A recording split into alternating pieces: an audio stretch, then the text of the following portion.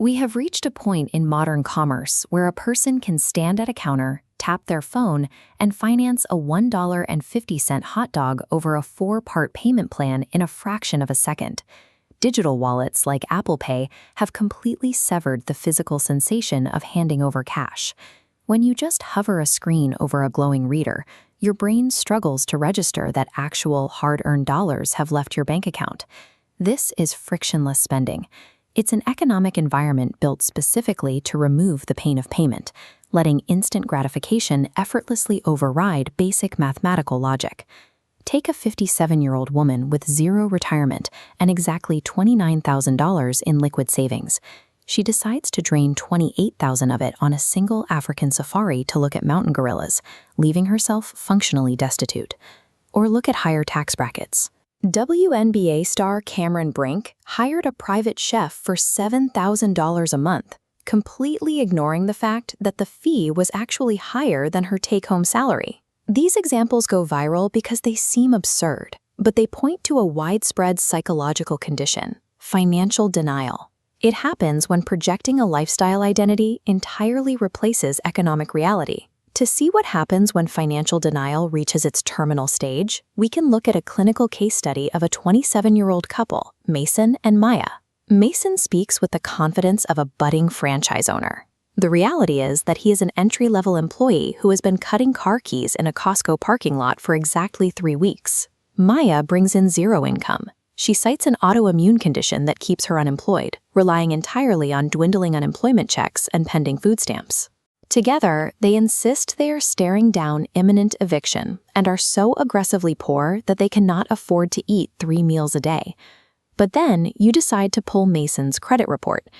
This gauge tracks the standard credit score range. Most consumers think 300 is the absolute floor, but Mason's needle drops past poor, crashes through very poor, and bottoms out at a literal, actual 4, a single-digit credit score. When your desired lifestyle completely outpaces your earning power, the brain has to invent a false insulated reality. It's a defense mechanism to survive the crushing cognitive dissonance of poverty. They claim they are starving, but their monthly transaction history reveals a completely different reality. This chart breaks down their monthly budget. A tiny sliver covers groceries, while this massive red slice is consumed by miscellaneous nonsense.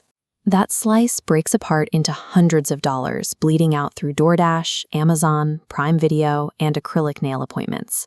When challenged on this, Maya deploys a victimhood shield.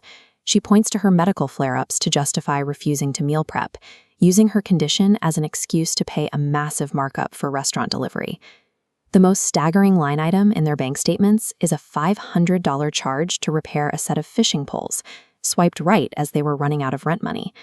Their justification is that fishing for carp in a local lake is a legitimate strategy to secure protein.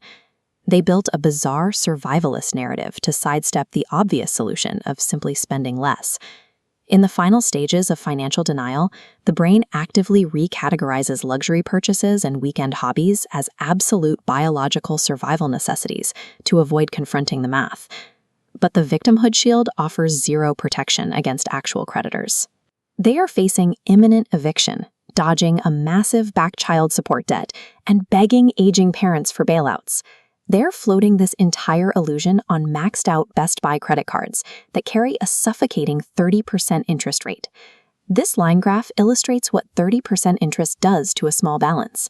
A minor purchase curves aggressively upward, escalating into an unpayable mountain of debt over time. Now factor in the past. Mason has a $12,000 block of back child support weighing him down, making recovery impossible. Math is an apex predator. It is entirely indifferent to your excuses, your medical flare-ups, or the aesthetic identity you want to project to the world.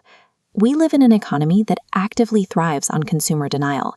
Digital payment systems are deliberately engineered to make separating you from your money as physically comfortable and thoughtless as possible. The only cure for this is to manually reintroduce friction into your life. You have to track every single dollar and radically separate an actual biological need from the passing luxury. If you refuse to force yourself to feel the pain of a transaction today, the frictionless convenience of your present will guarantee your absolute poverty tomorrow.